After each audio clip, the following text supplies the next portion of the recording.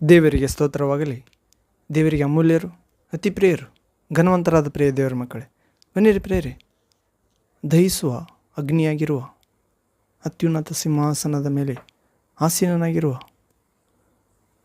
ತನ್ನಲ್ಲಿ ಸಂಶಯ ಪಡೆದೆ ವಿಶ್ವಾಸವಿಟ್ಟು ಆತನ ಮಾರ್ಗದಲ್ಲಿ ನಡೆಯುವ ಮಕ್ಕಳಿಗೆ ಬೇಡುವ ಮೊದಲೇ ದಯಪಾಲಿಸುವ ದೇವರಾದ ಲೋಕದ ಬೆಳಕಾದ ಯೇಸು ಕ್ರಿಸ್ತ ನಾಮದಲ್ಲಿ, ಆತ್ಮಸ್ವರೂಪನ ತಂದೆಯಾದ ದೇವರ ನಾಮದಲ್ಲಿ ನಿಮ್ಮೆಲ್ಲರ ಪ್ರೀತಿಯನ್ನು ಸ್ವಾಗತಿಸಿದ ಪ್ರೇರೆ.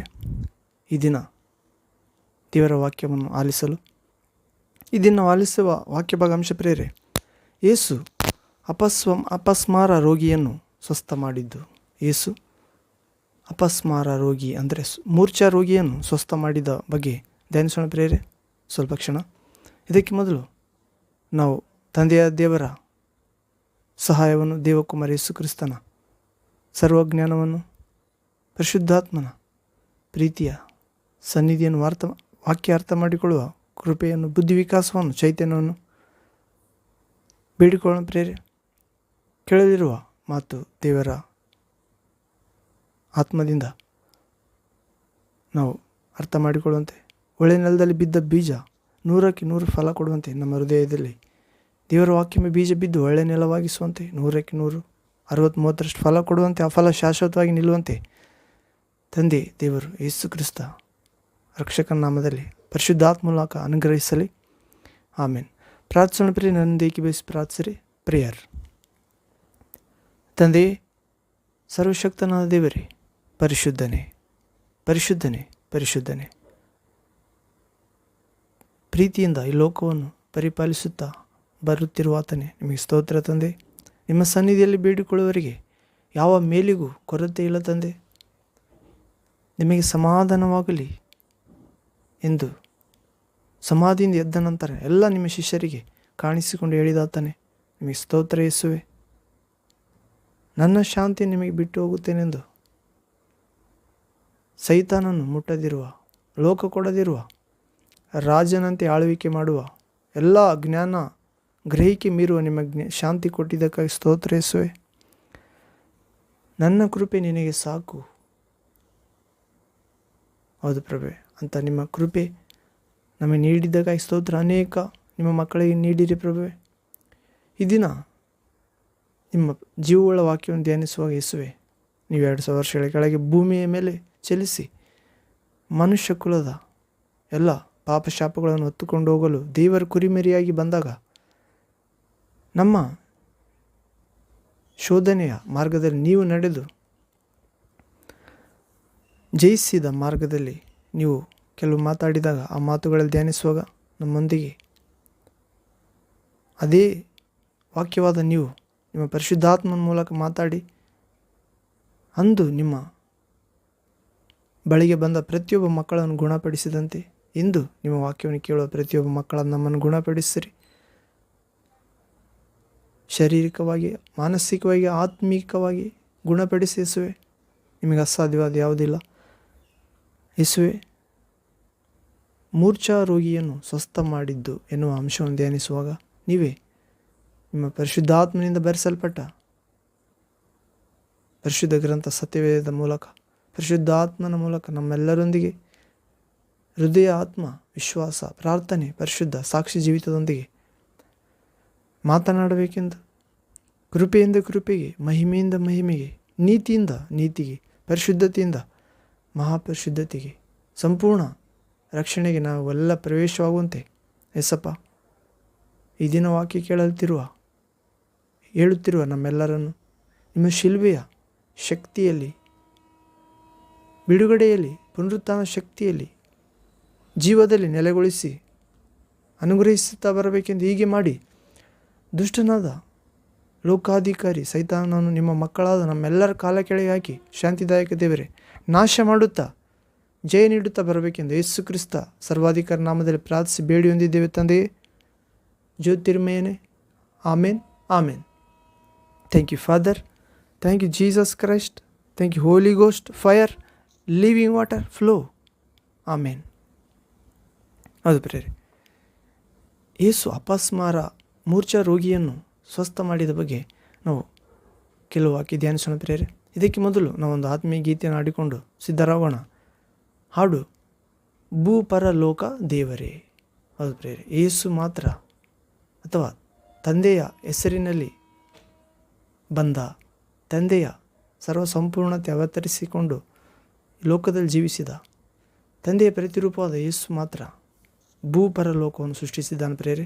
ನಾವು ಇಬ್ರಿಯ ಗ್ರಂಥ 1ನೇ ಅಧ್ಯಾಯದಲ್ಲಿ ನೋಡುತ್ತೇವೆ, ದೇವರು ತನ್ನ ವಾಕ್ಯದ ಮುಖಾಂತರ ಲೋಕಗಳನ್ನು ಉಂಟು ಮಾಡಿದಂಥ ಪ್ರೇರೆ. ಲೋಕಗಳು, ಸ್ವರ್ಗ, ಭೂಮಿ, ಪಾತಾಳ, 3 ಲೋಕವನ್ನು ತನ್ನ ವಾಕ್ಯದ ಮುಖಾಂತರ, ವಾಕ್ಯ ಅಂದರೆ ಸ್ವರ, ಶಬ್ದ, ಮಾತು, ಆ ಮಾತು ಸ್ತ್ರೀಯಲ್ಲಿ ಮಾಂಸವಾಗಿ ಧರಿಸಿ ಬಂತ ಪ್ರೇರೆ. ಯೇಸು ಬೇರೆ ಅಲ್ಲ, ದೇವರು ಬೇರೆ ಅಲ್ಲ. ಹೌದು, ಹೀಗೆ ನಾವು ತಂದೆ ನಾನು ಒಂದೇ ಆಗಿದ್ದೇನೆ ಎಂದು ಯೇಸು ಹೇಳಿದ್ದಾನೆ. ನನ್ನನ್ನು ನೋಡಿದವನು ತಂದೆಯನ್ನು ನೋಡಿದ್ದಾನೆ ಎಂದು ಹೇಳಿದ್ದಾನೆ.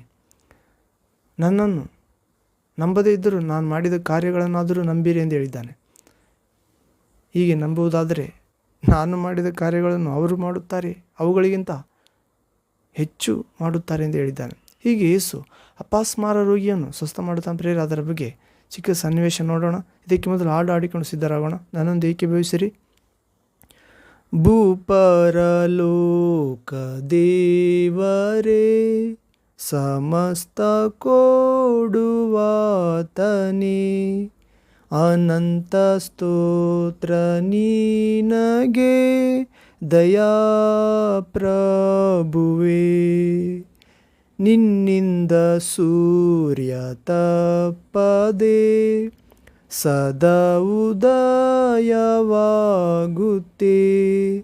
ಅನಂತ ಸ್ತೋತ್ರ ನಿನಗೆ ದಯಾ ಪ್ರಭುವೇ. ಭೂಫಲವನ್ನು ಹುಟ್ಟಿಸಿ ಎಲ್ಲರ ಜೀವ ಕಾಯುತ್ತಿ, ಅನಂತ ಸ್ತೋತ್ರ ನಿನಗೆ ದಯಾ ಪ್ರಭುವೇ. ಸಂಸಾರ ಕ್ಷೇಮ ಬಾಳಿಕೆ ನಿನ್ನಾಶೀರ್ವಾದದಿಂದಲೇ,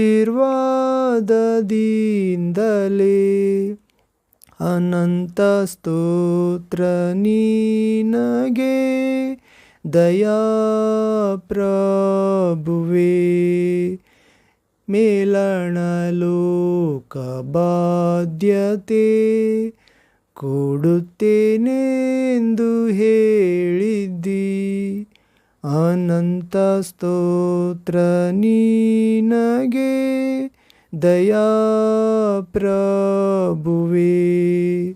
ಈ ಲೋಕದ ರಕ್ಷಣೆಗೆ ಸ್ವಪುತ್ರನನ್ನೇ ಕೊಟ್ಟಿದ್ದಿ, ಅನಂತ ಸ್ತೋತ್ರ ನಿನಗೆ ದಯಾ ಪ್ರಭುವೇ. ನೀ ಕೊಟ್ಟ ಶುದ್ಧ ವೇದವೇ ನನ್ನಾತ್ಮಕ್ಕೆ ಆಧಾರವು, ಅನಂತ ಸ್ತೋತ್ರ ನಿನಗೆ ದಯಾ ಪ್ರಭುವೇ. ನನ್ನನ್ನು ನಿನ್ನ ಸೇವೆಗೆ ಸಂತೋಷದಿಂದ ಒಪ್ಪಿಸಿ, ನಿನ್ನನ್ನು ಮಾತ್ರ ನಂಬುವೆ ದಯಾ ಪ್ರಭುವೇ. Hallelujah. Thank you, Father. Thank you, Jesus Christ. Thank you, Holy Ghost, fire, living water flow. Amen. We welcome you, Father, God Almighty, Jehovah, in this place, in this word of God. We welcome you, Son of living God, Jesus Christ of Nazareth, Savior of the world. Welcome you, Lord, in this place, in this word of God. Spirit of God, Holy Ghost, come with your fire and living water. Comforter, welcome you in this place, in this word of God. Guide us, talk us, lead us, how we understand your living message and follow that and get eternal life on earth to ever. In Jesus Christ's mighty name we pray, Father. ಆಮೇನ್ ಆಮೇನ್. ಹೌದು ಪ್ರೇರೆ, ಯೇಸು ಅಪಸ್ಮಾರ ರೋಗಿಯನ್ನು ಸ್ವಸ್ಥ ಮಾಡಿದ್ದು ನಾವು ಮಾರ್ಕನ ಸುವಾರ್ತೆ, ಲೂಕನ ಸುವಾರ್ತೆ, ಮತ್ತಾಯ ಸುವಾರ್ತೆ, 3 ಸುವಾರ್ತೆಗಳಲ್ಲಿ ಈ ಸನ್ನಿವೇಶವನ್ನು ನೋಡ್ತೇವೆ ಪ್ರೇರೆ. ಯೇಸುವಿನ ಜನನದ ಕುರಿತು ಕೂಡ ಮತ್ತಾಯ ಸುವಾರ್ತೆ, ಲೂಕನ ಸುವಾರ್ತೆ ನೋಡ್ತೇವೆ 2ರಲ್ಲಿ. ಆದರೆ ಯೇಸು ಅಪಸ್ಮಾರ ರೋಗಿಯನ್ನು ಸ್ವಸ್ಥ ಮಾಡಿದ್ದು ಹೌದು ಪ್ರೇರೆ 3 ಸುವಾರ್ತೆಗಳಲ್ಲಿ ಬರೆಯಲ್ಪಟ್ಟಿದೆ. Mark, Matthew, Luke. ಅದು 3 ಸಂಖ್ಯೆ ಅದು ಮುದ್ರೆ ಇದ್ದಂತೆ ಪ್ರೇರೆ. ಹೀಗೆ ಪೂರ್ಣತೆಗೆ ಸೂಚನೆಯಾಗಿದೆ. ನಾವು ನೋಡುವುದಾದರೆ ವಾಕ್ಯದಲ್ಲಿ Mark gospel chapter 9 verse 27 to ಮಾರ್ಕನ ಸುವಾರ್ತೆ 9ನೇ ಅಧ್ಯಾಯ 37ನೇ ವಾಕ್ಯದಿಂದ 43ನೇ ವಾಕ್ಯದವರೆಗೆ ಪ್ರೇರೆ. Mark gospel chapter 9 verse 37 to 43rd word. ಇಲ್ಲಿ ಓದುವುದಾದರೆ, ಯೇಸು ಅಪಸ್ಮಾರ ರೋಗಿಯನ್ನು ಸ್ವಸ್ಥ ಮಾಡಿದ್ದು ಮರುದಿನ ಅವರು ಬೆಟ್ಟದಿಂದ ಇಳಿದು ಬಂದಾಗ. ಹೌದು ಪ್ರೇರೆ, ಮರುದಿನ ಅಂದರೆ ಅಲ್ಲಿ ಯೇಸು ಪ್ರಾರ್ಥನೆ ಮಾಡಿ 3 ಜನ ಶಿಷ್ಯಂದಿರನ್ನು ತಾಬೋರ್ ಬೆಟ್ಟಕ್ಕೆ ಕರೆದುಕೊಂಡು ಹೋಗಿರ್ತಾನೆ ಪ್ರೇರೆ. ಅಲ್ಲಿ ಯೇಸುವಿನ ರೂಪ ಮಾರ್ಪಡುತ್ತದೆ, ಸೂರ್ಯನಂತೆ ಪ್ರಕಾಶಿಸುತ್ತದೆ ಆತನ ಬಟ್ಟೆ, ಮುಖ. ಶಿಷ್ಯರು ಆತನ ನೋಡಲಿಕ್ಕೆ ಆಗುವುದಿಲ್ಲ ಮತ್ತು ಮರಣಿಸದೆ ಸ್ವರ್ಗಕ್ಕೆ ಒಯ್ಯಲ್ಪಟ್ಟ ಮೋಶೆ, ಎಲಿಯ ಅವರು ಕಾಣಿಸಿಕೊಂಡು ಯೇಸುವಿನ ಜೊತೆಗೆ ಮಾತಾಡುತ್ತಿರ್ತಾರೆ ಮುಂದೆ ಆಗುವ ಸಂಗತಿಗಳ ಕುರಿತು. ಯೇಸುವಿನ ಕಠಿಣ ಯಾತನೆ, ಮರಣ ಕುರಿತು ಬಲಪಡಿಸುತ್ತಿರ್ತಾರೆ.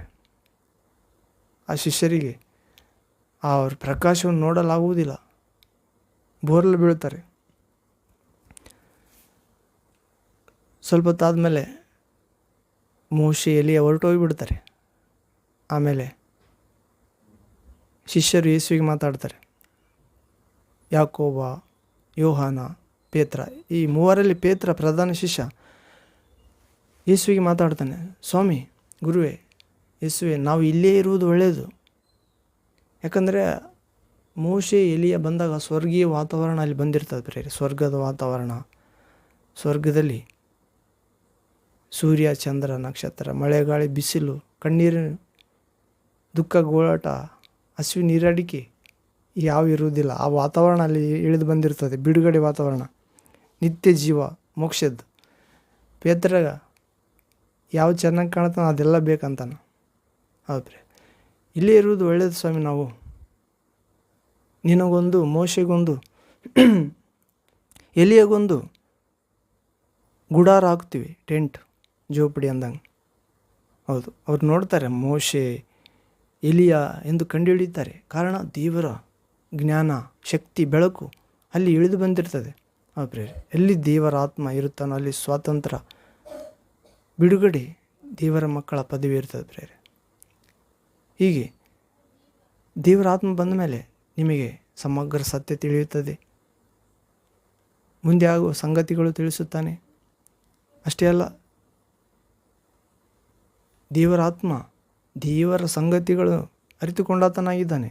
ಮನುಷ್ಯ ಆತ್ಮಕ್ಕೆ ಮನುಷ್ಯರ ತಮ್ಮ ಬಗ್ಗೆ ಹೇಗೆ ಗೊತ್ತೋ, ಪಕ್ಕದ ಮನುಷ್ಯರಿಗೆ ಹೇಗೆ ತಿಳಿಯುವುದಿಲ್ಲವೋ ಅದೇ ರೀತಿ ದೇವರ ಆತ್ಮ ದೇವರಾಗಿದ್ದಾನೆ. 3ನೇ ವ್ಯಕ್ತಿ ತಂದೆಯಾದ ದೇವರು ತನ್ನ ವಾಕ್ಯ ಸ್ವರವನ್ನು ಮಾಂಸಾಕಾರದಲ್ಲಿ ಕಳಿಸಿದ.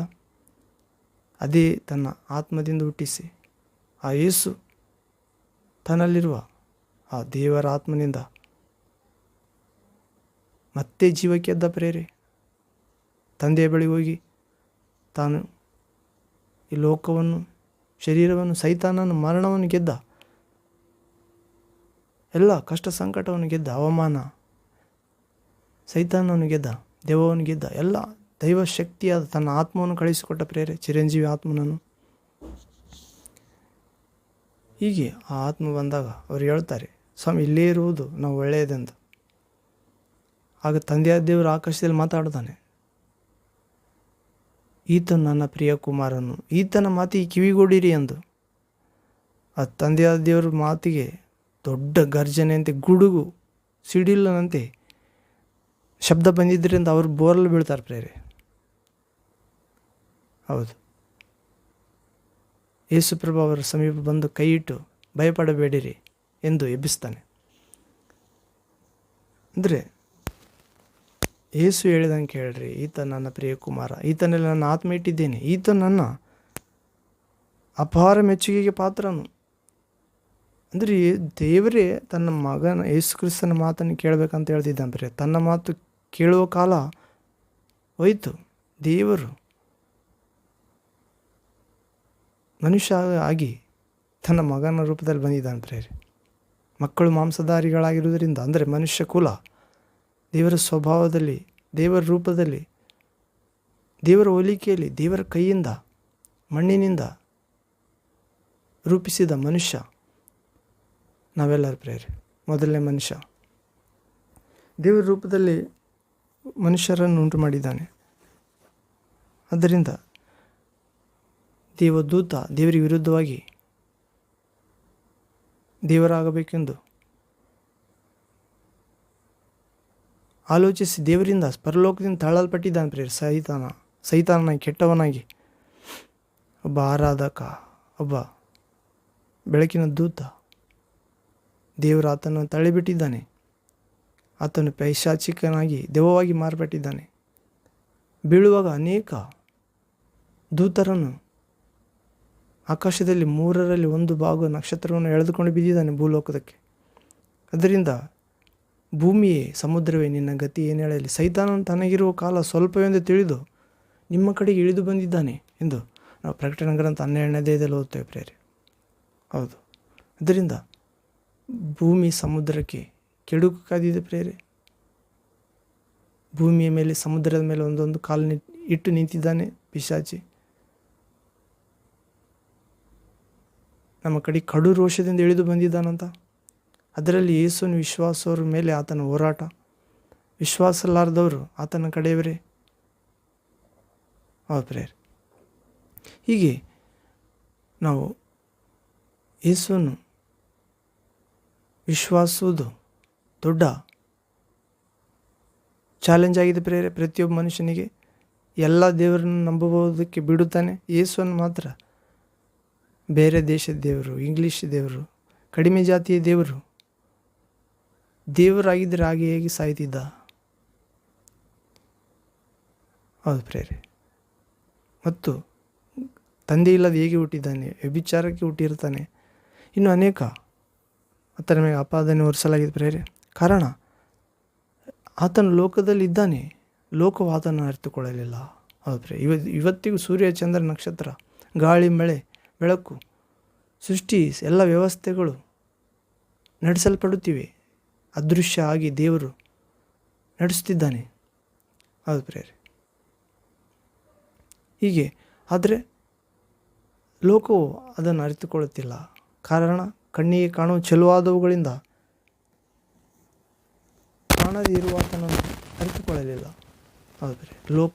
ಲೋಕಾಶೆ, ಕಣ್ಣಿನ ಶರೀರದಾಶೆ, ಬದುಕುವ ಡಂಬ, ಗರ್ವ, ಈ ಲೋಕದ ಅಳಿದೋಗುವ ಜ್ಞಾನ, ಮಣ್ಣಿಗೆ ಸಂಬಂಧಪಟ್ಟ ಜ್ಞಾನ, ಇಹಲೋಕದ ಸುಳ್ಳು ದೇವರು ನಿಜ ದೇವರ ಜ್ಞಾನವನ್ನು ತಪ್ಪಿಸಿದ್ದಾನೆ ಪ್ರೇರೆ.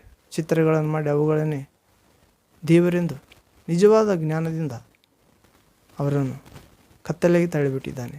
ಎಂದಿಗೂ ನಿಜವಾದ ದೇವರ ಜ್ಞಾನಕ್ಕೆ ಇವರು ಸೇರಬಾರ್ದೆಂದು ಇಹಲೋಕದ ಮಿತಿ ದೇವರು ಮನುಷ್ಯರ ಮನೋನೇತ್ರಗಳನ್ನು ಪರದೆ ಎಳೆದಿರುವುದರಿಂದ ಅವರು ಏನೂ ಕಾಣದವರಾಗಿದ್ದಾರೆ. ಯೇಸು ಕೂಡ ಎಲ್ಲ ಮಹಾತ್ಮರಲ್ಲಿ ಒಬ್ಬ ಅಂತಾರೆ ಹೊರತು ಆತ ಪರಮಾತ್ಮ ಅಂತ ಗೊತ್ತಿಲ್ಲ ಪ್ರೇರೆ. ಆತನ ನಂಬಿದವರು ಮಹಾತ್ಮ ಥರ. ಅಷ್ಟರವರೆಗೆ ಮಹಾತ್ಮ ಅನ್ನೋರು ಕೂಡ ಇನ್ನೂ ಮನುಷ್ಯರೇ ಆಗಿಲ್ಲ. ಹೌದು, ಅವರು ರಹಸ್ಯ ಜೀವಿತದಲ್ಲಿ ಪಾಪಿಗಳಾಗಿದ್ದಾರೆ. ಅವರು ಪಾಪಿಷ್ಟರಾಗಿ ಸತ್ತು ಹೋಗಿದ್ದಾರೆ. ಜನರಿಗೆ ತೋರಿಸಿಕೊಳ್ಳುವುದಕ್ಕಾಗಿ ಮಾತ್ರ ಸತ್ಕಾರ್ಯ ಮಾಡಿದ್ದಾರೆ ಅಷ್ಟೇ. ನಿಜವಾದ ಸತ್ಕಾರ್ಯ ಯೇಸುವನ್ನು ನಂಬಿದ ಮೇಲೆ ಶುರುವಾಗುತ್ತದೆ ಪ್ರೇರೆ. ಅಷ್ಟರವರೆಗೆ ನಮ್ಮ ಸತ್ಕಾರ್ಯ, ನಮ್ಮ ನೀತಿ ಕೊಳೆ ಬಟ್ಟೆಗೆ ಸಮಾನ ಎಂದು ದೇವರ ವಾಕ್ಯ ಹೇಳುತ್ತದೆ. ಹೀಗೆ ನಾವು ಯೇಸು ರೂಪಾಂತರ ಆಗಿದ್ದು ನಾವು ತಾವರ ಬೆಟ್ಟದಲ್ಲಿ ನೋಡ್ತೇವೆ ಪ್ರೇರೆ. ಅಲ್ಲಿಂದ ಇಳಿದು ಬರ್ತಾರೆ ಪ್ರೇರೆ ಶಿಷ್ಯರೆಲ್ಲರು. ನನ್ನ ಪ್ರಿಯಕುಮಾರ ಈತನ ಮಾತನ್ನು ಕೇಳ್ರಿ ಅಂದಾಗ ಅವರು ಸುಮ್ಮನಾಗಿ ಬರ್ತಾರೆ. ಇಲ್ಲದ್ರೆ ಮೋಶೆಗೆ ಎಲ್ಲಿಯಾಗ ಜೀಸಸ್ಗೊಂದು ಪರ್ಣಶಾಲೆ, ಗುಡಾರ, ಜೋಪಡಿ ಕಟ್ಟಿ ಅಲ್ಲೇ ಇರಮಂತ ಯೋಚನೆ ಮಾಡಿರ್ತಾರೆ. ಹೀಗೆ ಮರುದಿವಸ ಅವರು ಬೆಟ್ಟದಿಂದ ಇಳಿದು ಬಂದಾಗ ಮಾರ್ಕ್ ಸುವಾರ್ತೆ 9ನೇ ಅಧ್ಯಾಯ 37ನೇ ವಾಕ್ಯದಿಂದ 43ವರೆಗೆ ಓದೋಣ ಪ್ರೇರಿ. ಇವಾಗ Mark gospel chapter 9 verse 37 to 43. ಮರುದಿವಸ ಅಂದರೆ ಆ ಬೆಟ್ಟದಿಂದ ಇಳಿದು ಬಂದಾಗ ಮರುದಿವಸ ಅವರು ಅಲ್ಲಿ ಜನರ ದೊಡ್ಡ ಗುಂಪು ಆತನೊಂದಿಗೆ ಬಂತು. ಆಗ ಆ ಗುಂಪಿನಲ್ಲಿ ಒಬ್ಬನು, ಬೋಧಕನೇ, ನನ್ನ ಮಗನ ಮೇಲೆ ದೃಷ್ಟಿ ಇಡಬೇಕು ಎಂದು ನಿನ್ನನ್ನು ಬೇಡಿಕೊಳ್ಳುತ್ತೇನೆ ಎನ್ನುತ್ತಾನೆ. ನನಗೆ ಇವನೊಬ್ಬನೇ ಮಗನು, ಇವನನ್ನು ದೆವ್ವ ಹಿಡಿಯುತ್ತಲೇ ಕೂಗಿಕೊಳ್ಳುತ್ತಾನೆ. ಈತನ ಬಾಯಲ್ಲಿ ನೊರೆ ಬರುವಷ್ಟು ಇವನನ್ನು ಒದ್ದಾಡಿಸಿಬಿಡುತ್ತದೆ ಆ ದೆವ್ವ, ಮತ್ತು ಬಹು ಕಷ್ಟ ಕೊಟ್ಟು ಜಜ್ಜಿದ ಹೊರತು ಬಿಡುವುದಿಲ್ಲ ಆ ದೆವ್ವ. ಅದನ್ನು ಬಿಡಿಸಬೇಕೆಂದು ನಿನ್ನ ಶಿಷ್ಯರನ್ನು ಬೇಡಿಕೊಂಡೆನು, ಆದರೆ ಅವರಿಂದ ಆಗದೆ ಹೋಯಿತು ಎಂದು ಕೂಗಿ ಹೇಳಿದನು ಯೇಸುವಿಗೆ. ಅದಕ್ಕೆ ಯೇಸು 41ನೇ ವಾಕ್ಯ 41 ವರ್ಡ್. ಯೇಸು, ಎಲ್ಲ ನಂಬಿಕೆ ಇಲ್ಲದ ಮೂರ್ಖ ಸಂತಾನವೇ, ನಾನು ಇನ್ನೆಷ್ಟು ದಿವಸ ನಿಮ್ಮ ಸಂಗಡ ಇರಲಿ, ನಿಮ್ಮನ್ನು ಸಹಿಸಿಕೊಳ್ಳಲಿ, ನಿನ್ನ ಮಗನನ್ನು ಇಲ್ಲಿಗೆ ಕರ್ಕೊಂಡು ಬಾ ಅಂದನು. 42nd ವರ್ಡ್ 42ನೇ ವಾಕ್ಯ. ಹುಡುಗನು ಇನ್ನೂ ಬರುತ್ತಿರುವಾಗಲೇ ದೂರದಲ್ಲಿ ಆ ದೆವ್ವವು ಅವನನ್ನು ನೆಲಕ್ಕೆ ಅಪ್ಪಳಿಸಿ ಬೀಳಿಸಿ ಬಹಳವಾಗಿ ಒದ್ದಾಡಿಸಿತು. ಹೌದು ಪ್ರೇರೆ. ಆದರೆ ಯೇಸು ಆ ದೆವ್ವವನ್ನು ಗದರಿಸಿ ಆ ಹುಡುಗನಿಗೆ ಇನ್ನು ಮೇಲೆ ಇವನನ್ನು ಆವರಿಸಿಕೊಳ್ಳಬೇಡ ಎಂದು ಹೇಳಿ ಗದರಿಸಿ ಅವನಿಗೆ ವಾಸಿ ಮಾಡಿ ಅವನ ಕೈ ಹಿಡಿದು ತಂದೆಯ ಕೈಗೆ ಕೊಟ್ಟನು. ಇದನ್ನು ನೋಡಿ ಎಲ್ಲರೂ ದೇವರ ಮಹತ್ವಕ್ಕೆ ಬೆರಗಾದರು. ಇಂಥ ಕಾರ್ಯ ನಾವು ನೋಡಿದ್ದೇ ಇಲ್ಲ ಎಂದು. ಹೌದು ಪ್ರೇರೆ. ಯೇಸು ಅಪಸ್ಮಾರ ರೋಗಿಯನ್ನು, ಮೂರ್ಛಾ ರೋಗಿಯನ್ನು ಸ್ವಸ್ಥ ಮಾಡಿದ್ದು ನಾವು ಇನ್ನೊಂದು ಸುವಾರ್ತೆಯಲ್ಲಿ ನೋಡುತ್ತೇವೆ. ಲೂಕನ ಸುವಾರ್ತೆಯಲ್ಲಿ ಕೂಡ, ಅಲ್ಲಿ ಕೂಡ ಇದೇ ಸಂಗತಿ ಇದೆ. ಸ್ವಲ್ಪ ವಿಷಯಗಳು ಬೇರೆ ಇವೆ ಪ್ರೇರೆ. ಎಷ್ಟು ದಿವಸದಿಂದ ಹೀಗಾಗುತ್ತದೆ ಎಂದು ಕೇಳುತ್ತಾನೆ ಅಲ್ಲಿ. ಈ ಮಾರ್ಕ್ ಸುವಾರ್ತೆಯಲ್ಲಿ ಕೇಳಿಲ್ಲ. ಎಷ್ಟು ದಿವಸದಿಂದ ಅಂದರೆ ಚಿಕ್ಕಂದಿನಿಂದಲೇ ಎಂದು ಹೇಳ್ತಾನೆ. ಹೌದು. ಮತ್ತು ನಿನ್ನ ಶಿಷ್ಯರಿಗೆ ಆಗಲಿಲ್ಲ, ನಿನಗಾಗುತ್ತದೋ ಎಂದು ಕೇಳುತ್ತಾನೆ. ನನಗೆ ಆಗುತ್ತದಂತ ಕೇಳ್ತಿದ್ದೆ. ದೇವರನ್ನು ನಂಬುವವನಿಗೆ ಎಲ್ಲವೂ ಸಾಧ್ಯ, ಇನ್ನು ದೇವರು ಕಳಿಸಿ ನನಗೆ ಆಗುತ್ತದಂತ ಕೇಳ್ತಿದ್ದೆ ಅಂತ ಹೇಳ್ತಾನೆ ಆತಗೆ, ಆ ಹುಡುಗನ ತಂದೆಗೆ. ಎಲ್ಲ ಮೂರ್ಖ ಸಂತಾನ, ನಂಬಿಕೆ ಇಲ್ಲದಂಥ ಮೂರ್ಖ ಸಂತಾನ. ಹೌದ್ರಿ. ಇವತ್ತು ಯಾರಾದರೂ ದೇವರು ನಂಬಿದವರು ದೆವ್ವ ಹಿಡಿದವ್ರನ್ನ ಬಿಡಿಸ್ಲಿಕ್ಕೆ ಅವರಲ್ಲಿ ನಂಬಿಕೆ ಕಡಿಮೆಯಾಗಿದೆ ಎಂದು ಅರ್ಥ ಪ್ರೇರೆ. ಶಿಷ್ಯರಿಗೆ ಬೈದಿಲ್ಲ ಅಲ್ಲಿ, ಆ ಮಗನ ತಂದೆಗೆ ಬೈದಿದ್ದಾನೆ. ನಿಮ್ಮ ಶಿಷ್ಯರಿಗೆ ಆಗಲಿಲ್ಲ, ನಿನಗಾಗುತ್ತದೇನೋ ಯೇಸುವೆ, ಗುರುವೇ, ಒಳ್ಳೆ ಬೋಧಕನೇ ಎಂದು ಹೇಳ್ತಿದ್ದಾನೆ. ಯೇಸು ದೇವಕುಮಾರ ಅಂತ ಗೊತ್ತಿಲ್ಲ, ದೇವರು ಮಾಂಸಾಕಾರದಲ್ಲಿ ಬಂದಿದ್ದಾನೆ ಗೊತ್ತಿಲ್ಲ. ನಿನ್ನ ಕೈಯಿಂದ ಆಗುತ್ತದೋ? ಯೇಸು ಹೇಳ್ತಾನೆ, ಎಲ್ಲ ನಂಬಿಕೆ ಇಲ್ಲದಂಥ ಮೂರ್ಖ ಸಂತಾನ. ನೋಡ್ರಿ, ಆತನಿಗೆ ಶಿಷ್ಯರಿಗೆ ಬೈದಿದ್ದಾನೆ ಜೀಸಸ್ ಅಂದೇ ಅನ್ಕೊತಾರೆ ಭಾಳ ಜನ. ಶಿಷ್ಯರಿಗೆ ಬೈದಿಲ್ಲ ಪ್ರೇರೆ. ಆನಂತರ ಶಿಷ್ಯರು ಕೇಳ್ತಾರೆ ಸಪ್ರೇಟ್ ಇದ್ದಾಗ, ಸ್ವಾಮಿ ಯಾಕೆ ನಮಗಾಗಲಿಲ್ಲ ಆ ಹುಡುಗನಲ್ಲಿ ಇದ್ದ ದೆವ್ವವನ್ನು ಹೊರಗಟ್ಟುವುದಕ್ಕೆ ಅಂದಾಗ, ಅದು ಕಿವುಡಾದ ಮೂಕ ದೆವ್ವ ಇರ್ತದೆ ಪ್ರೇರೆ. ಕಿವುಡು ಮೂಕ ದೆವ್ವ. ಕಿವುಡು ಇದ್ದವರಿಗೆ ಮಾತಾಡಿದ್ರೆ ಕೇಳಿಸ್ತದ ಇಲ್ಲ. ಅದೇ ರೀತಿ ದೆವ್ವಗಳಲ್ಲಿ ಕೂಡ ಕಿವುಡು ದೆವ್ವ ಐತಂತ. ಸತ್ತು ಇದ ಕಿವುಡ ಹಿಡಿದಿರ್ಬೋದು ಅಥವಾ ಕಿವುಡು ದೆವ್ವ ಇರ್ಬೋದು, ದೇವ್ರಿಗೆ ಗೊತ್ತು. ಎಲ್ಲ ಈ ಕಿವುಡಾದ ಮೂಕ ದೆವ್ವ. ನೋಡ್ರಿ, ಕಿವುಡಿದಂಥ ದೆವ್ವಕ್ಕೆ ಮೂಕ ಇದ್ದದಂತ. ಆತನನ್ನು ಕೂಡ ಚಿಕ್ಕಂದಿನಿಂದಲೇ ಕಿವುಡನನ್ನಾಗಿ ಮೂಕನನ್ನಾಗಿ ಮಾಡಿದೆ. ಇವರು ಶಿಷ್ಯರು ಎಷ್ಟು ಗದರಿಸಿದ್ರು ಬಿಟ್ಟು ಹೋಗಿ ಯೇಸು ನಾಮದಲ್ಲಿ ಅಧಿಕಾರ ಇದೆ ನಮಗೆ ಅಂತ ಹೇಳಿದ್ರು ಕೂಡ ಅದು ಹೋಗುತ್ತಿಲ್ಲ. ಕಾರಣ ಕಿವಿ ಕೇಳುತ್ತಿಲ್ಲ. ಕಾರಣ ಯಾರು ನೀನು ಅಂತ ಹೇಳಿದರೆ ಮಾತಾಡೋಕ್ಕೆ ಮೂಕಾದದು. ಹೌದು ಪ್ರಿಯರೇ, ಹೀಗೆ ಯಾಕಾಗಲಿಲ್ಲ ನಮಗೆ ಸ್ವಾಮಿ ಅಂದಾಗ ಇಂಥ ಜಾತಿಯ ದೆವ್ವವನ್ನು, ಇಂಥ ಜಾತಿಯ ದುಷ್ಟಶಕ್ತಿಗಳನ್ನು ಉಪವಾಸ ಮತ್ತು ಪ್ರಾರ್ಥನೆ ಇಲ್ಲದೆ ಹೊರಗಟ್ಟಲಾಗುವುದಿಲ್ಲ ಎಂದು ಹೇಳ್ತಾನೆ ಪ್ರಿಯರೇ. ಯಾವಾಗ ನಾವು ಮಾರ್ಕನ ಸುವಾರ್ತೆಯಲ್ಲಿ ನೋಡ್ತೇವೆ ಪ್ರಿಯರೇ, ಲೂಕನ ಸುವಾರ್ತೆಯಲ್ಲಿ ಕೂಡ ಓದುತ್ತೇವೆ. ಅಲ್ಲಿ ನೋಡೋಣ. ಲೂಕನ ಸುವಾರ್ತೆ.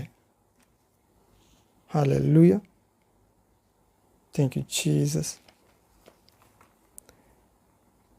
ಮಾರ್ಕನ ಸುವಾರ್ತೆ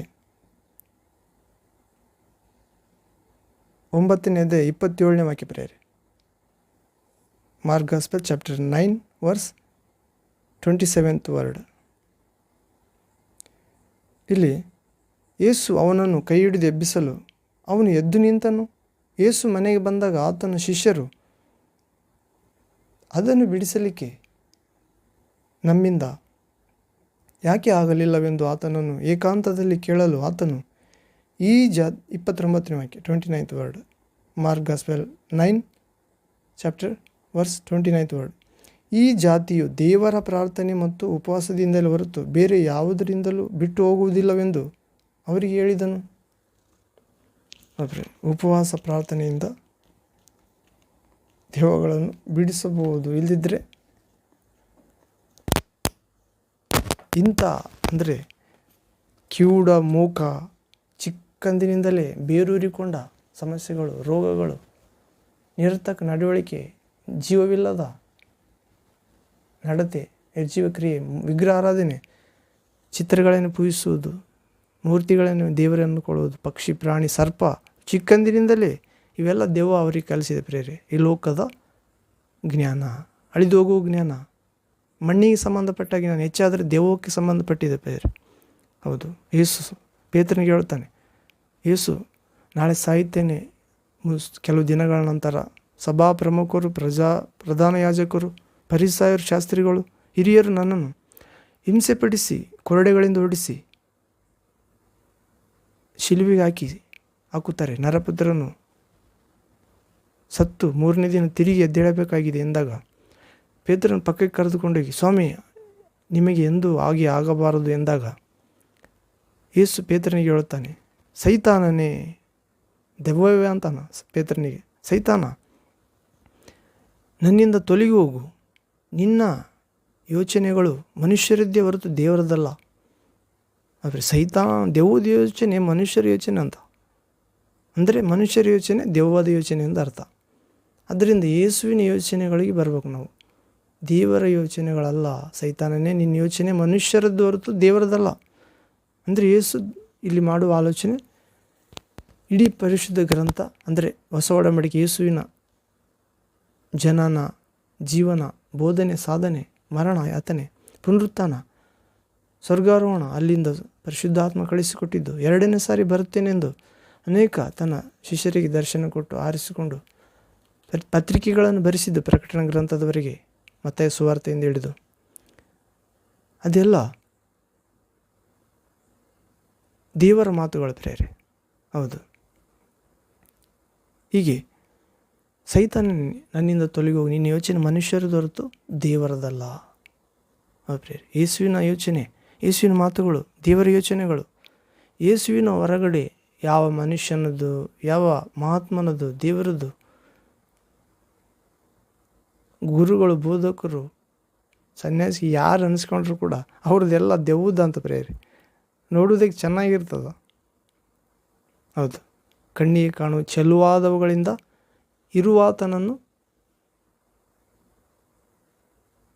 ಮರೆತು ಹೋಯಿತು ಲೋಕ, ಜ್ಞಾನ. ಹೌದು, ನಾವು ನೋಡ್ತೀವಿ ಇನ್ನೊಂದು ವಾಕ್ಯ,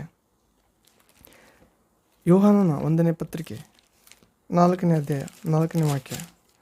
John gospel chapter 4 verse 4th word. ಇಲ್ಲಿ ಓದುವುದಾದರೆ, ಪ್ರಿಯರಾದ ಮಕ್ಕಳೇ, ನೀವಂತೂ ದೇವರಿಂದ ಹುಟ್ಟಿದವರಾಗಿದ್ದೀರಿ ಮತ್ತು ಲೋಕದಲ್ಲಿರುವ ದುರಾತ್ಮನಿಗಿಂತ, ಅಂದರೆ ದೆವ್ವಗಿಂತ, ಸೈತಾನನಿಗಿಂತ ನಿಮ್ಮಲ್ಲಿರುವ ಆತನು ಹೆಚ್ಚಿನವನಾಗಿರುವುದರಿಂದ ನೀವು ಆ ಸುಳ್ಳು ಪ್ರವಾದಿಗಳನ್ನು ಜಯಿಸಿದ್ದೀರಿ.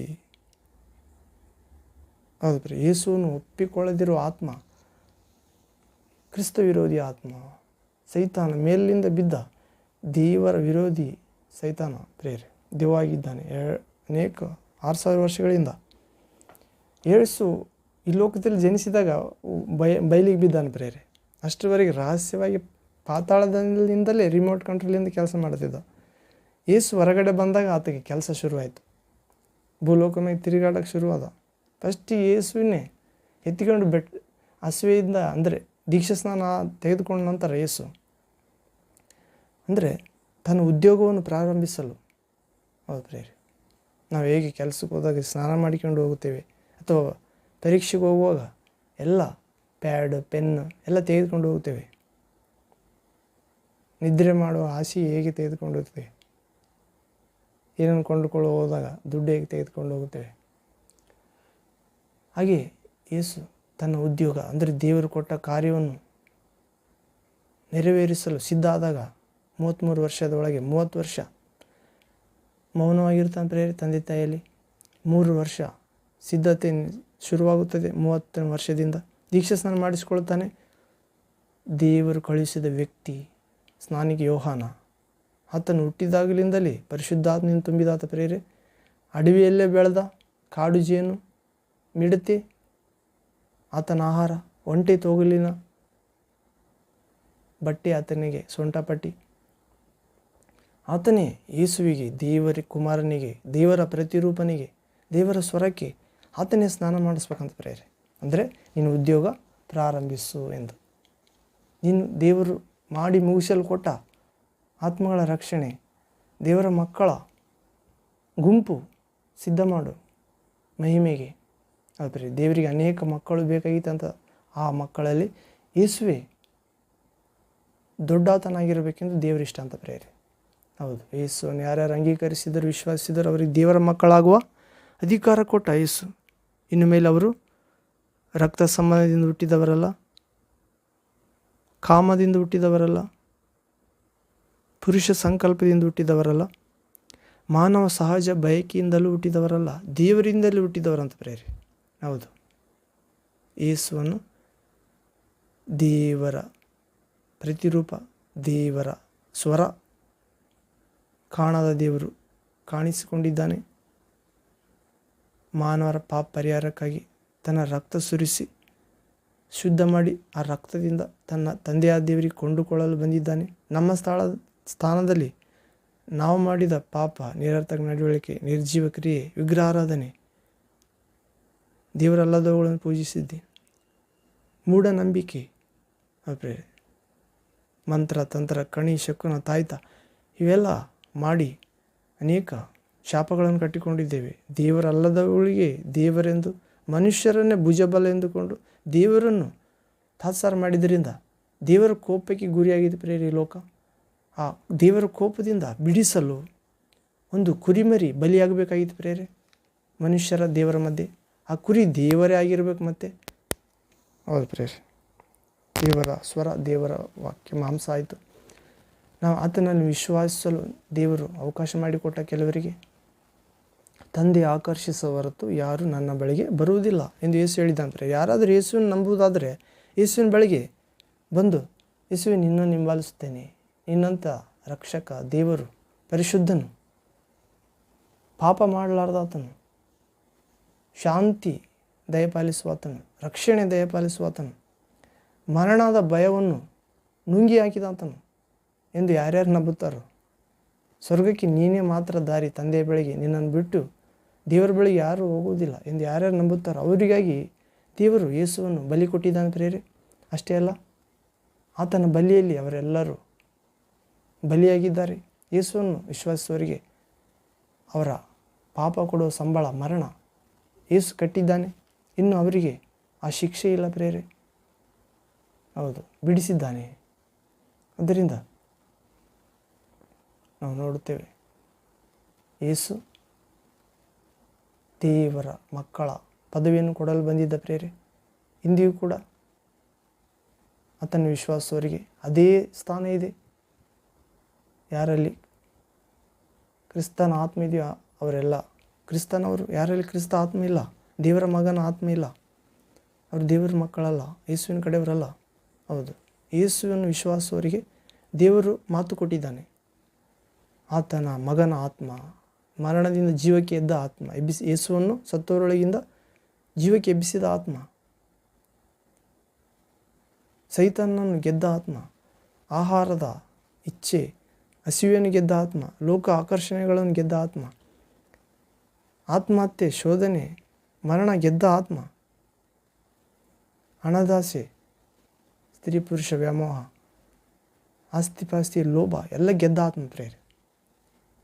ಮಣ್ಣಿಗೆ ಸಂಬಂಧಪಟ್ಟಿದ್ದೆಲ್ಲ, ಸರ್ಪಕ್ಕೆ ಸಂಬಂಧಪಟ್ಟಿದ್ದೆಲ್ಲ, ಸೈತಾನಿಗೆ ಸಂಬಂಧಪಟ್ಟಿದ್ದೆಲ್ಲ ಗೆದ್ದ, ಮಣ್ಣಾಗಿಟ್ಟ, ಎದ್ದು ಬಂದ ಪ್ರೇರೆ. ಆತನ ಹಿಡಿದುಕೊಳ್ಳುವುದು ಮರಣಕ್ಕೆ ಅಸಾಧ್ಯವಾಗಿತ್ತು. ಮರಣ ಅಂದರೆ ಸೈತಾನ ಪ್ರೇರೆ. ಮರಣ, ಸೈತಾನ, ಪಿಶಾಚಿ. ದೆವ್ವ ಅಂದರೆ ಪಾಪ, ದೆವ್ವ ಅಂದರೆ ಅನಾರೋಗ್ಯ, ದೆವ್ವ ಅಂದರೆ ಮರಣ, ದೆವ್ವ ಅಂದರೆ ಚಿಂತೆ, ಪೇಚಾಟ, ಗೋಳಾಟ, ಇಕ್ಕಟ್ಟು, ಬಿಕ್ಕಟ್ಟು, ಆತ್ಮಹತ್ಯೆ ಎಲ್ಲ ಅದ್ರ ಕಡೆ ಪ್ರೇರೆ.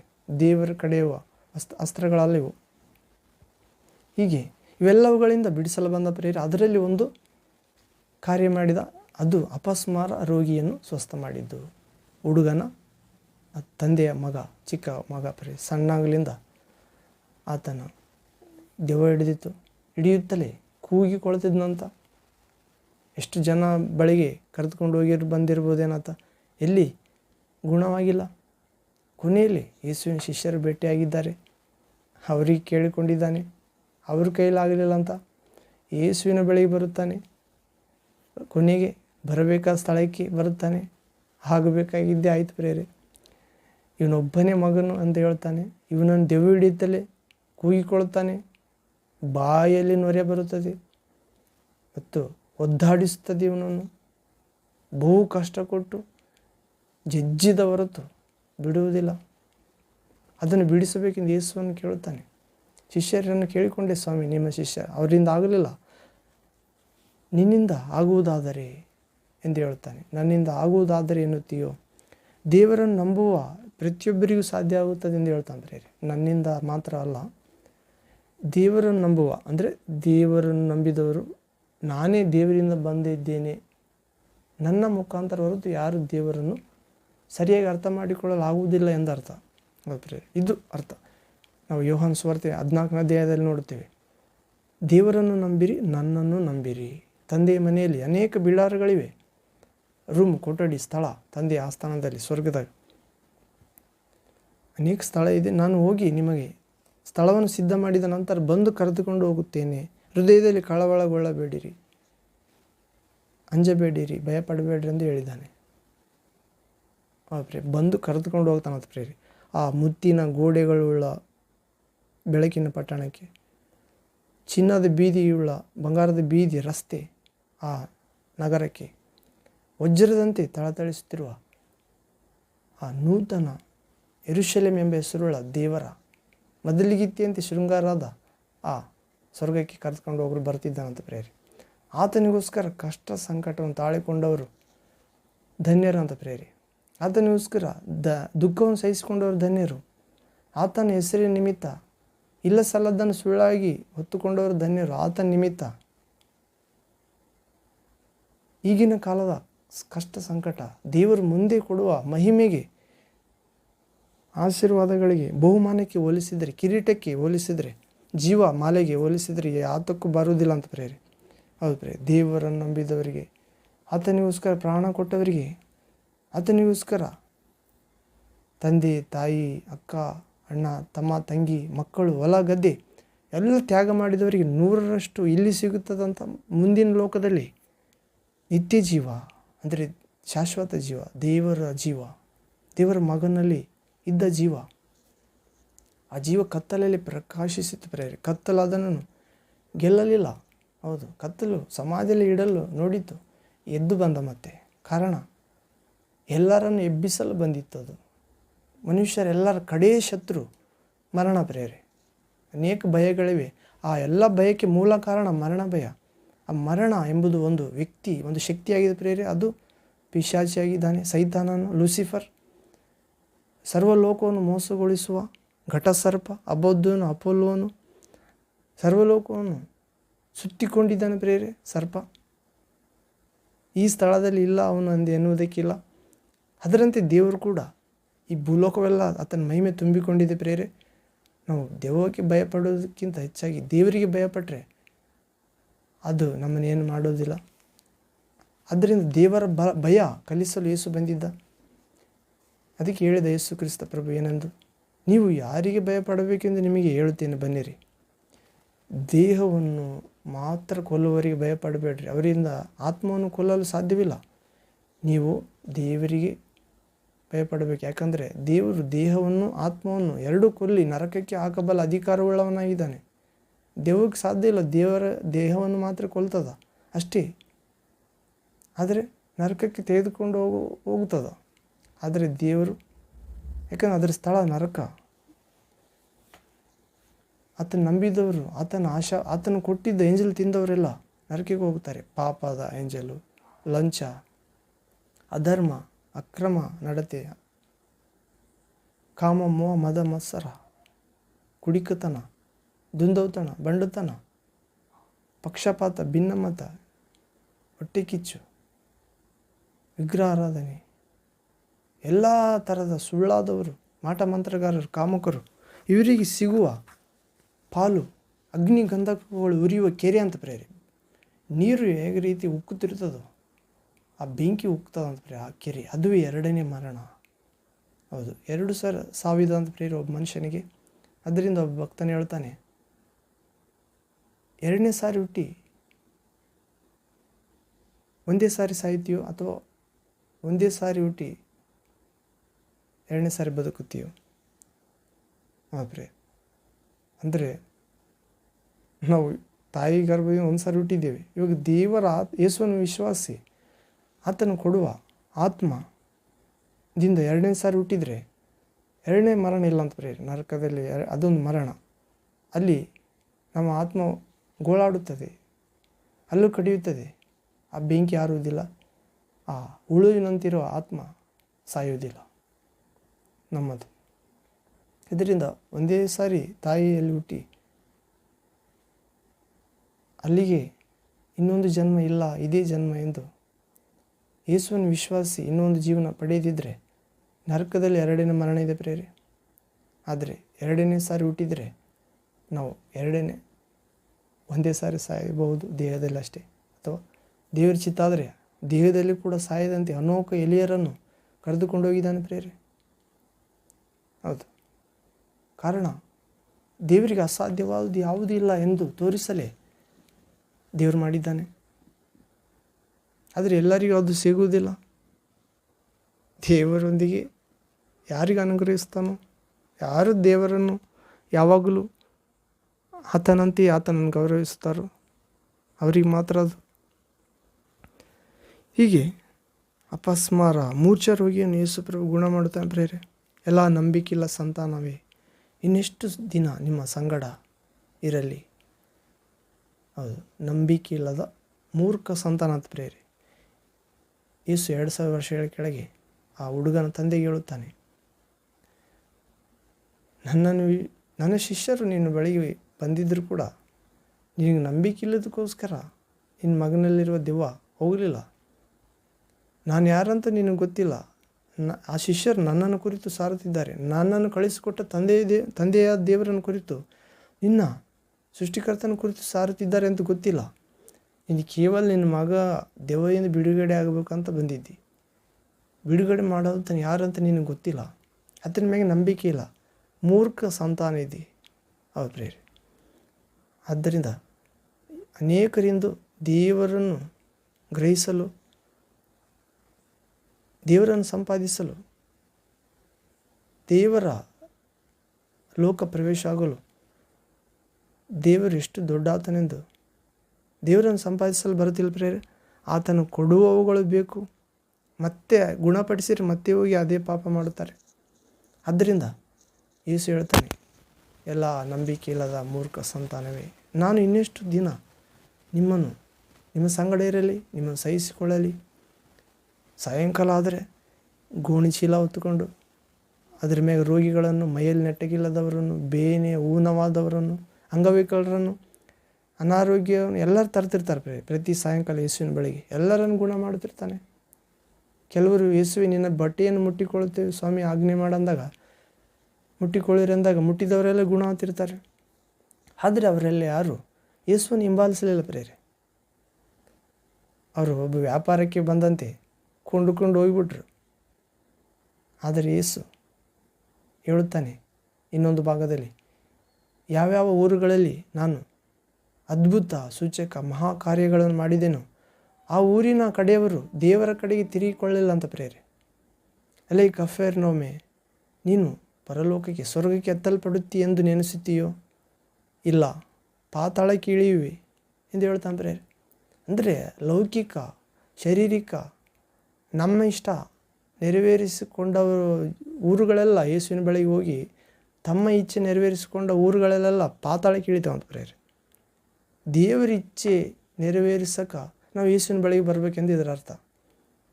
ಹೌದು, ಅದರಿಂದ ಯೇಸು ಗುಣಪಡಿಸ್ತಾನೆ ಪ್ರೇರೆ. ಆದರೆ ಯೇಸುವಿನಿಂದೆ 2000 ದೆವ್ವ ಹಿಡಿದ ಒಬ್ಬ ವ್ಯಕ್ತಿಯನ್ನು ಗುಣಪಡಿಸ್ತಾನೆ ಪ್ರೇರೆ. ಆತನು ಸಮಾಧಿಯಲ್ಲಿ ತಿರುಗಾಡುತ್ತಿರ್ತಾನೆ. ಹಗಲು ರಾತ್ರಿ ಕಲ್ಲು ಚಚ್ಚಿಕೊಳ್ತಾರೆ, ದೇಹ ಗಾಯ ಮಾಡಿಕೊಂಡಿರ್ತಾನೆ.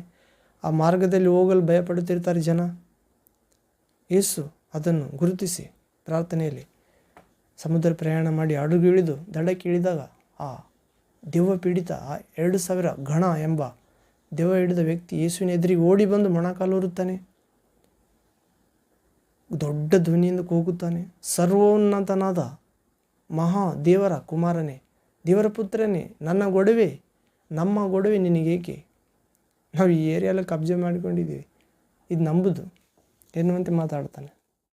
ಹೀಗೆ ಪ್ರೇರೆ ರಕ್ಷಕನಾದ ದೇವರು ಯೇಸು ಕ್ರಿಸ್ತನು ಆ ಅಪಸ್ಮಾರ ಮೂರ್ಛಾ ರೋಗಿಯನ್ನು, ಆ ತಂದೆಯ ಮಗನನ್ನು ಸ್ವಸ್ಥ ಮಾಡ್ತಾನೆ ಪ್ರೇರೆ. ಶಿಷ್ಯರಿಗೆ ಹೇಳ್ತಾನೆ.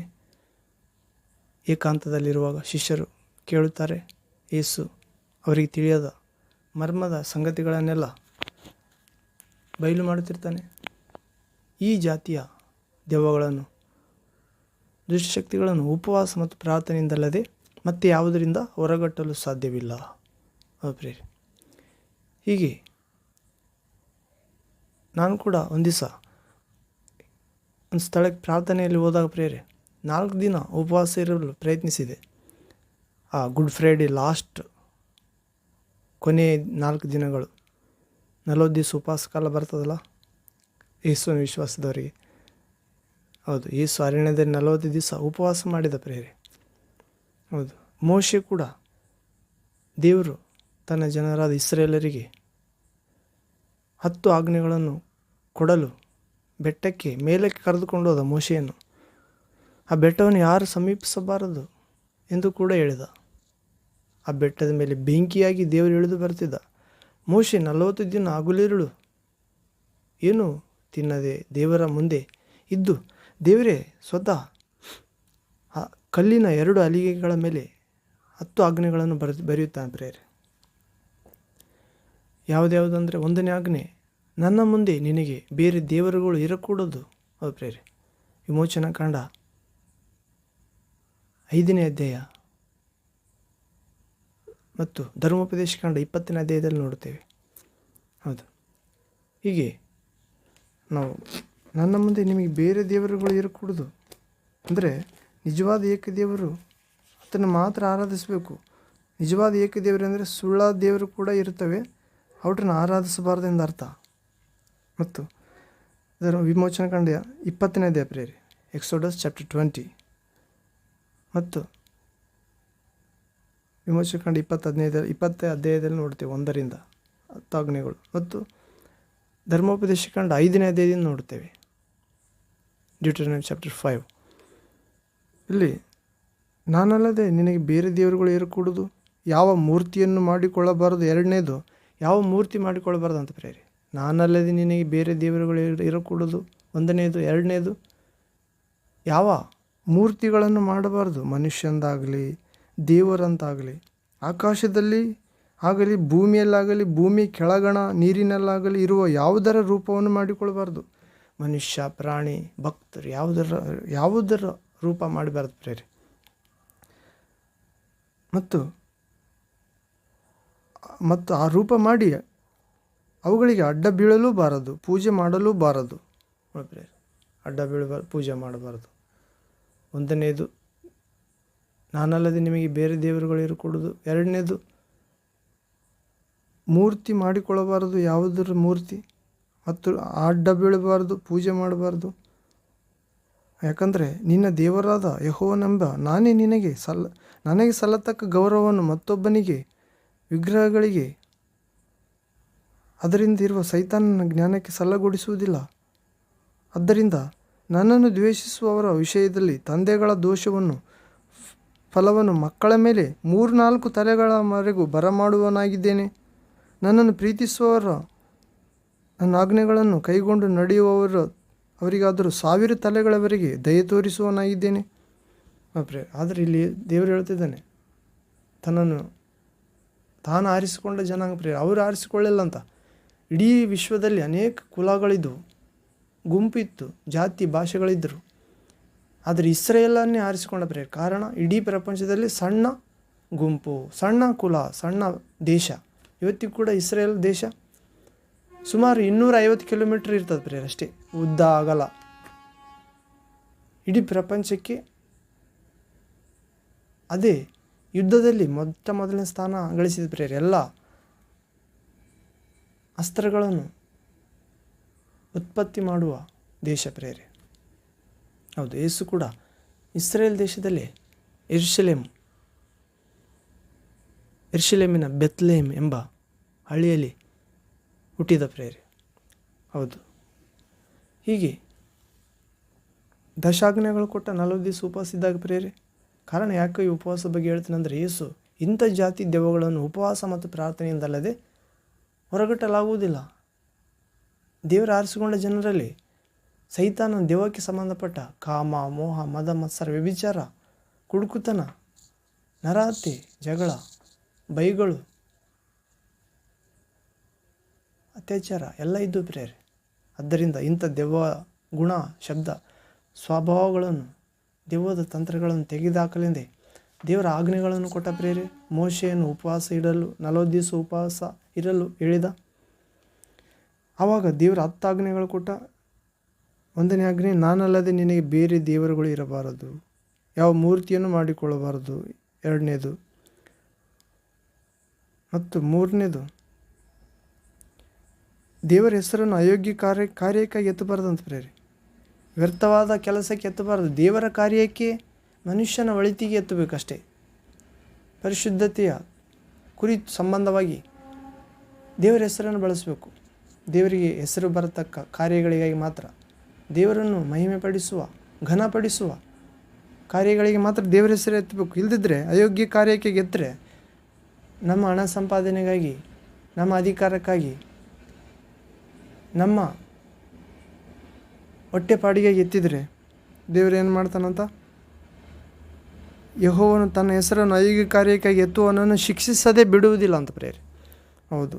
1ನೇದು, ನಾನಲ್ಲದೆ ನಿನಗೆ ಬೇರೆ ದೇವರು ಇರಕೂಡದು. 2ನೇದು, ಮೂರ್ತಿ ಪೂಜೆ ಮಾಡಬಾರದು. 3ನೇದು, ನನ್ನ ಹೆಸರನ್ನು ಅಯೋಗ್ಯ ಕಾರ್ಯಕ್ಕೆ ಎತ್ತಬಾರದು. 4ನೇದು, ಸಬ್ಬತ್ ದಿನವನ್ನು ದೇವರ ದಿನವೆಂದು ಆಚರಣೆ ಮಾಡಬೇಕು. ಮತ್ತು 5ನೇದು ನಾವು ನೋಡ್ತೇವೆ, ನಿನ್ನ ತಂದೆ ತಾಯಿಗಳನ್ನು ಗೌರವಿಸಬೇಕು. 6ನೇದು, ಹಂಗೆ ಗೌರವಿಸಿದರೆ ನೀನು ಭೂಮಿಯ ಮೇಲೆ ದೇವರು ಬಹುಕಾಲ ಬಾಳುವಿ ದೇಶದಲ್ಲಿ, ದೇವರು ಅನುಗ್ರಹಿಸುವ ದೇಶದಲ್ಲಿ. 6ನೇದು, ನರಹತ್ಯೆ ಮಾಡಬಾರದು. 7ನೇದು, ವ್ಯಭಿಚಾರ ಮಾಡಬಾರದು.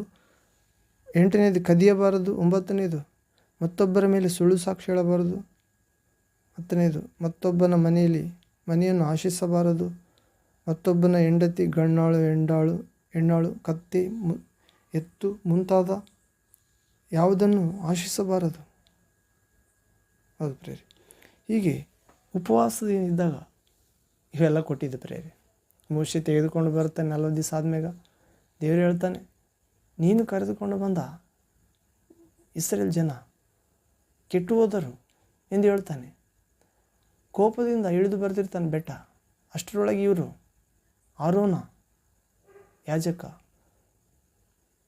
ದೇವರು ನೇಮಿಸಿದ ಯಾಜಕ, ಆತಗೆ ಹೇಳಿರ್ತಾರೆ ಇಸ್ರೇಲ್ ಜನ, ಮೋಶೆ ಎಲ್ಲಿಗೋದ್ನೇನು, ನಮಗೆ ಬೇರೊಬ್ಬ ನಾಯಕನನ್ನು ಸಿದ್ಧ ಮಾಡು, ಆತ ಸತ್ತೋದ್ನೇನು ಮೋಶೆ 40 ದಿವಸ ಆಯ್ತು ಬಂದಿಲ್ಲ, ನಮಗೆ ಬೇರೊಬ್ಬ ದೇವರನ್ನು ಮಾಡಿಕೊಡು. ಅಷ್ಟರವರೆಗೆ ಮೋಶೆ ದೇವರು ಅಂದ್ಕೊಂಡಿದ್ರು ಅವರು, ಇಸ್ರಾಯೇಲ್ ಜನರು. ಅಂದರೆ ದೇವರಿಂದ ಅವರಿಗೆ ಮಾತು ದಯಪಾಲಿಸಿಕೊಡ್ತಿದ್ದ, ದೇವರು ಇದನ್ನು ಹೇಳ್ತಿದ್ದಾನೆ.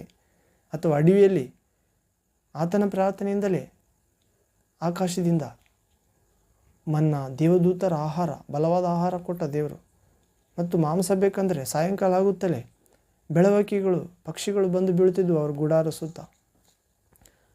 ಮೋಶೆಗೆ ದೇವರಿಗೆ ಒಳ್ಳೆಯ ಸಂಬಂಧ ಇದೆ, ಮೋಶೆಯಲ್ಲಿ ದೇವರಿದ್ದಾನೆ ಎಂದು ಮೋಶೆಯನ್ನೇ ದೇವರು ಅಂದ್ಕೊಂಡಿದ್ರು. ಈಗ 40 ದಿವಸ ಕಂಡಿಲ್ಲ, ಮೋಶೆ ಬೆಟ್ಟಕ್ಕೆ ಹೋಗಿದ್ದಾನೆ.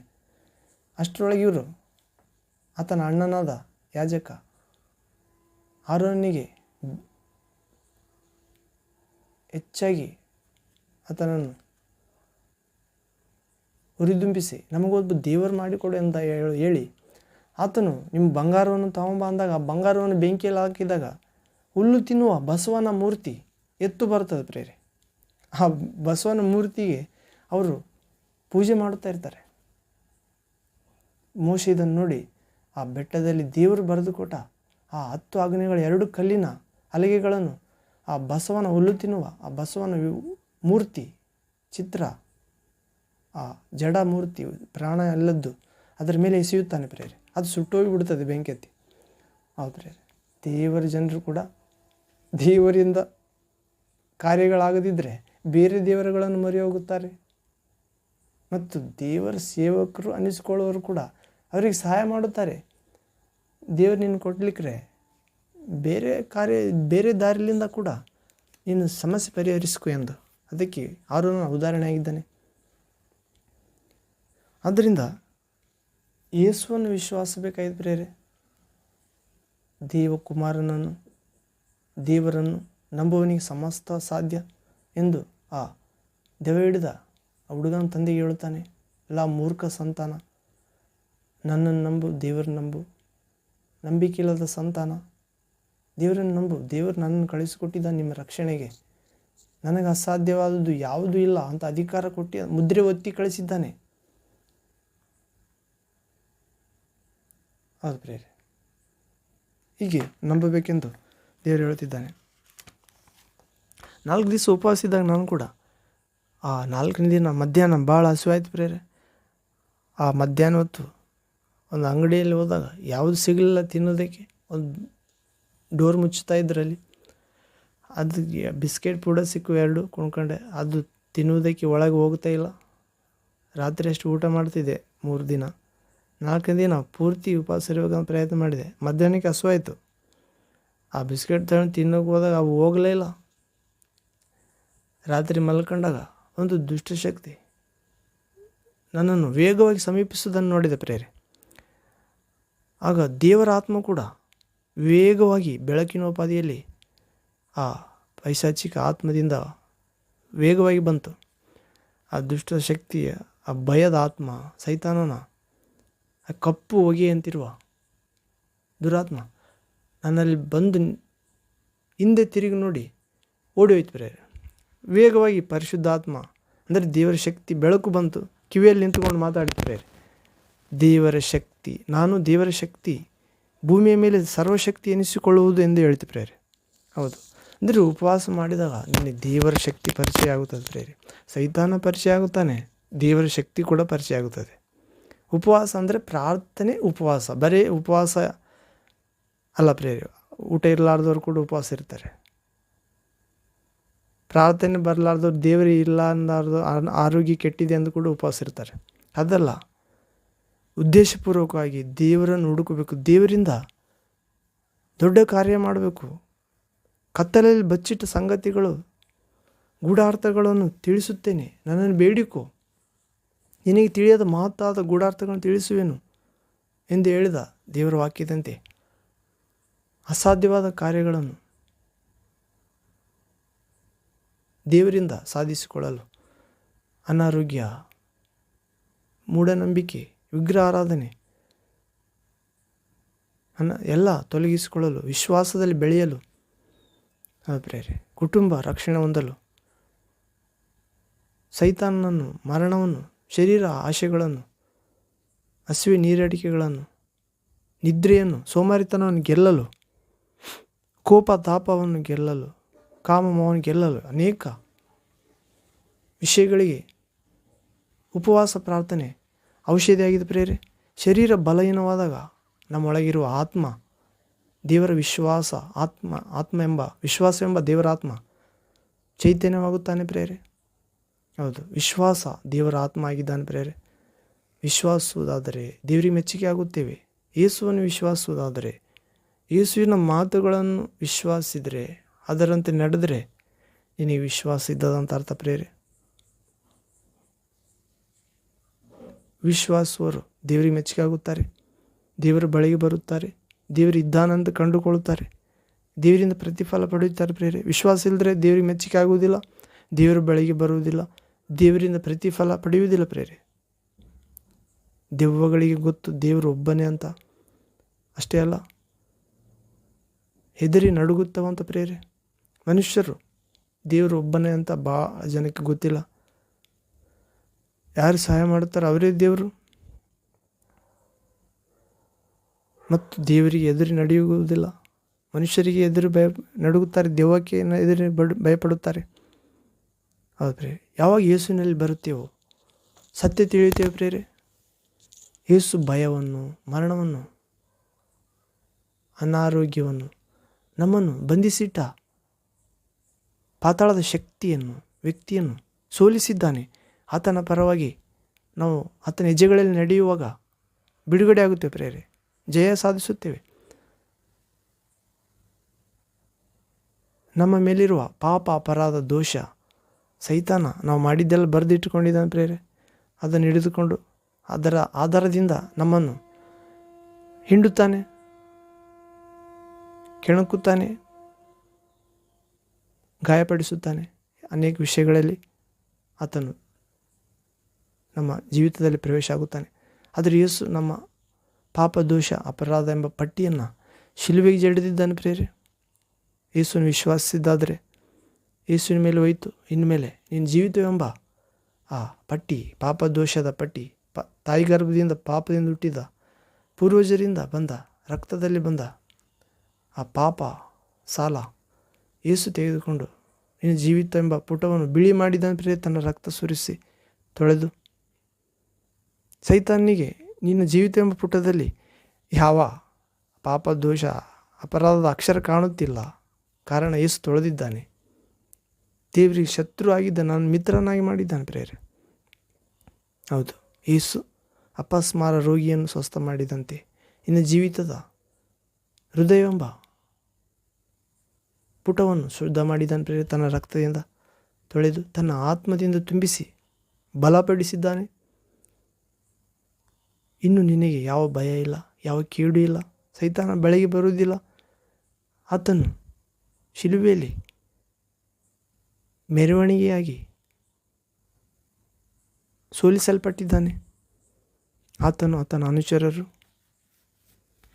ನಿನಗೆ ವಿಜಯೋತ್ಸವವಾಗಿದೆ ಪ್ರೇರೆ. ಯೇಸುವಿನ ಶಿಲುಬೆ ಮರಣದ ಮೂಲಕ, ಆತನ ಪುನರುತ್ಥಾನದ ಮೂಲಕ ಹಾವುಗಳನ್ನು, ಚೇಳುಗಳನ್ನು ತುಳಿಯುವುದಕ್ಕೆ, ಶತ್ರುವಿನ ಸಕಲ ಶಕ್ತಿಯನ್ನು ಜಯಿಸುವುದಕ್ಕೆ ನಿನಗೆ ಅಧಿಕಾರ ಕೊಡಲಾಗಿದೆ. ದೆವ್ವಗಳು ನೀನು ಹೇಳಿದಂತೆ ಕೇಳುತ್ತವೆಂದು ಸಂತೋಷ ಪಡದೆ ನಿನ್ನ ಹೆಸರು ಸ್ವರ್ಗದಲ್ಲಿ ದೇವರ ಮುಂದಿರುವ ಜ್ಞಾಪಕದ ಪುಸ್ತಕದಲ್ಲಿ ಬರೆಯಲ್ಪಟ್ಟಿದೆ ಎಂದು ಸಂತೋಷಪಡು. ದೇವರನ್ನು ಸೇವಿಸಿ, ದೇವರ ವಿಶ್ವಾಸಿಸಿ, ದೇವರ ಸೇವೆ ಮಾಡುತ್ತಾ ದೇವರನ್ನು ಸೇವಿಸುವುದು ವ್ಯರ್ಥ ಎನ್ನುವವರ ಸಾಲಿನ ಸೇವಕರಲ್ಲಿ ಸೇರದೆ, ವಿಶ್ವಾಸಿಗಳ ಸಾಲಿನಲ್ಲಿ ಸೇರದೆ, ದೇವರು ನಮ್ಮ ಕುರಿತು ಒಳ್ಳೆಯ ಯೋಚನೆ ಇಟ್ಟುಕೊಂಡಿದ್ದಾನೆ. ಆ ಯೋಚನೆ ಹಿತಕರವಾದದ್ದು, ದೇವರಿಗೆ ಗೊತ್ತು. ದೇವರು ಒಳ್ಳೆಯಾತನು. ಆತನು ಪ್ರೀತಿಸುವವರಿಗೆ ಎಲ್ಲವೂ ಹಿತಕರವಾಗಿ ಒಳ್ಳೆಯದಾಗಿ ಪರಿಣಮಿಸುತ್ತದೆ ಎಂದು ನಂಬುವವರಿಗೆ ದೇವರು ತನ್ನ ಪುಸ್ತಕದಲ್ಲಿ ಯಾವಾಗಲೂ ಯಾರನ್ನ ಜ್ಞಾಪಕ ಮಾಡಿಕೊಳ್ಳುತ್ತಿರ್ತಾನೋ, ಯಾರ ಮೇಲೆ ದೃಷ್ಟಿ ಇಟ್ಟಿರ್ತಾನೋ ಅವರ ಹೆಸರನ್ನ ತನ್ನ ಮುಂದಿರುವ ಪುಸ್ತಕದಲ್ಲಿ ಬರೆಸಿಟ್ಟಿದ್ದಾನಂತ ಪ್ರೇರೆ. ಅಂತ ಭಾಗ್ಯ ಪ್ರಭು ಈ ವಾಕ್ಯದ ಮುಖಾಂತರ ನಮ್ಮೆಲ್ಲರಿಗೂ ಉಂಟು ಮಾಡಲಿ. ಯೇಸು ಕ್ರಿಸ್ತ ನಾಮದಲ್ಲಿ ತಂದೆಯೇ, ಆಮೇನ್. ಪ್ರಾರ್ಥನೆ ಮಾಡಿ ಮುಕ್ತಾಯ ಮಾಡೋಣ ಪ್ರೇರೆ. ಪ್ರಾರ್ಥನೆ. ತಂದೆಯೇ, ಸರ್ವಶಕ್ತ ದೇವರೇ, ಪರಿಶುದ್ಧನೇ ಪರಿಶುದ್ಧನೇ ಪರಿಶುದ್ಧನೇ, ಸದಾ ಜೀವಿಸುವ ಸಮೃದ್ಧಿ ಜೀವದಾಯಕ ದೇವರೇ, ಆರೋಗ್ಯ ನಾಯಕನೇ, ಸರ್ವಶಕ್ತನೇ, ಭೂಮಿ, ಆಕಾಶ, ಸಮುದ್ರ, ಸಮಸ್ತ ಜೀವರಾಶಿಗಳನ್ನು ಉಂಟು ಮಾಡಿದಾತನೇ. ತಂದೆ, ಯೇಸು ಅಪಸ್ಮಾರ ಮೂರ್ಛೆ ರೋಗಿಯನ್ನು ಗುಣ ಮಾಡಿದ್ದೇನು ಚಿಕ್ಕ ವಾಕ್ಯ ಭಾಗವನ್ನು ಧ್ಯಾನಿಸಿದೆವು. ಕೇಳಿದ ವಾಕ್ಯ ಭಾಗಗಳ ಮುಖಾಂತರ ತಂದೆ ನಿನ್ನ ಪರಿಶುದ್ಧಾತ್ಮನ ಮೂಲಕ ಯೇಸು ಕ್ರಿಸ್ತನ ಜೀವನದ ಹೆಸರಿನ ಮೂಲಕ ನಮ್ಮೆಲ್ಲರೊಂದಿಗೆ ಮಾತನಾಡಿದ್ದಕ್ಕಾಗಿ, ನಮ್ಮೆಲ್ಲರನ್ನು ಯೇಸುವಿನ ಗಾಯದಲ್ಲಿ ಗುಣಪಡಿಸಿ ಯೇಸು ರಕ್ತದಿಂದ ಪಾಪ ಶಾಪದ ಶಕ್ತಿಗಳಿಂದ ಸೈತಾನಿಂದ ಬಿಡುಗಡೆ ಮಾಡಿ ಜಯ ನೀಡಿದ್ದಕ್ಕಾಗಿ ಪುನರುತ್ಥಾನ ಶಕ್ತಿಯಿಂದ ನಿಮಗೆ ಸ್ತೋತ್ರ ಸಲ್ಲಿಸ್ತೇವೆ ತಂದೆ. ವಾಕ್ಯವನ್ನು ಕೇಳಿದ ಎಲ್ಲ ಮಕ್ಕಳ ದೇಹ ಆತ್ಮ ಪ್ರಾಣದಲ್ಲಿ ಬಿಡುಗಡೆ, ಸ್ವಸ್ಥತೆ, ಆಶೀರ್ವಾದ ನಿಮ್ಮ ಕೈಯಲ್ಲಿ ಬಲವಾಗಿ ಉಪಯೋಗವಾಗುವ ಪರಿಶುದ್ಧಾತ್ಮನ ವಿಶ್ವಾಸ, ನಂಬಿಕೆ, ನಿರೀಕ್ಷೆ, ಪ್ರೀತಿ, ಅಭಿಷೇಕ, ಬೆಳಕು ಉಂಟಾಗಲು ತಂದೆ. ಪರಲೋಕ ಬೆಳಕು ನಿಮ್ಮ ಯೇಸು ಕ್ರಿಸ್ತ ನಾಮದಲ್ಲಿ ತಂದೆ, ಪ್ರಿಯಕುಮಾರ ನಾಮದಲ್ಲಿ ಹೊಸ ಸೃಷ್ಟಿಗಳಾಗಿ ಈ ವಾಕ್ಯ ಕೇಳಿದ ಮಕ್ಕಳೆಲ್ಲರನ್ನು ಮಾರ್ಪಡಿಸಬೇಕೆಂದು ನಿಮ್ಮ ಪರಿಶುದ್ಧ ಮಾರ್ಗ ಸತ್ಯ ಜೀವವಾದ ಯೇಸುವಿನಲ್ಲಿ ನಿತ್ಯವೂ ನಡೆಸುತ್ತಾ ಗೊಳಿಸುತ್ತಾ ಬರಬೇಕೆಂದು ಮಹಾ ದೇವರು, ರಕ್ಷಕನು, ಪೋಷಕನಾದ ಯೇಸು ಕ್ರಿಸ್ತ ನಾಮದಲ್ಲಿ ಪ್ರಾರ್ಥನೆ ತಂದೆಯ ದೇವರೇ, ಪರಿಶುದ್ಧಾತ್ಮ ಒಡೆಯನೇ. Amen, amen. Thank you father, thank you Jesus Christ, thank you holy ghost fire, living water flow. Amen. ಪ್ರೇರೆ, ಮತ್ತೊಂದು ವಾಕ್ಯ ಭಾಗದಲ್ಲಿ ದೇವಚಿತ್ತವರು ಭೇಟಿಯಾಗೋಣ. ಕೇಳಿದಂಥ ವಾಕ್ಯ ಭಾಗವು ದುಷ್ಟನ ಎತ್ತಿಕೊಂಡು ಹೋದಂತೆ ಸರ್ವಶಕ್ತ ದೇವರು ತನ್ನ ಪರಿಶುದ್ಧಾತ್ಮನ ಬೆಂಕಿಯಲ್ಲಿ ಜೀವಜಲದಲ್ಲಿ ನಿಮ್ಮ ಹೃದಯ ಕಾದು ಕಾಪಾಡಲಿ. ಆಮೇಲೆ ಶುಭ ಕೃಪೆ ನಿಮ್ಮ ಹಿಂಬಾಲಿಸಲು ಪ್ರೇರೆ. ನಿಮ್ಮೊಂದಿಗೆ ನಿಮ್ಮ ಸಭೆ, ಸಹವಾಸ, ಕುಟುಂಬ, ನಿಮ್ಮ ಪ್ರಿಯರೊಂದಿಗೆ ನಿಮ್ಮ ಕೈ ಕೆಲಸಗಳಲ್ಲಿ, ನಿಮ್ಮ ಪ್ರಯಾಣದೊಂದಿಗೆ, ನಿಮ್ಮ ಪ್ರಾರ್ಥನಾ ವಿಶ್ವಾಸ, ಪರಿಶುದ್ಧ ಸಾಕ್ಷಿ ಜೀವಿತದೊಂದಿಗೆ ಪ್ರಭುವಿನ ಸ್ವಸ್ಥ ಮಾಡುವ ಹಸ್ತ ನಿಮ್ಮೊಂದಿಗೆ ಇರಲಿ, ಜಯಗೊಳಿಸುವ ಹಸ್ತ ಯೇಸುನಾಮದಲ್ಲಿ ದೇವಚಿತ್ತಂತೆ. Amen, amen. Hallelujah, hallelujah, hallelujah. Holy ghost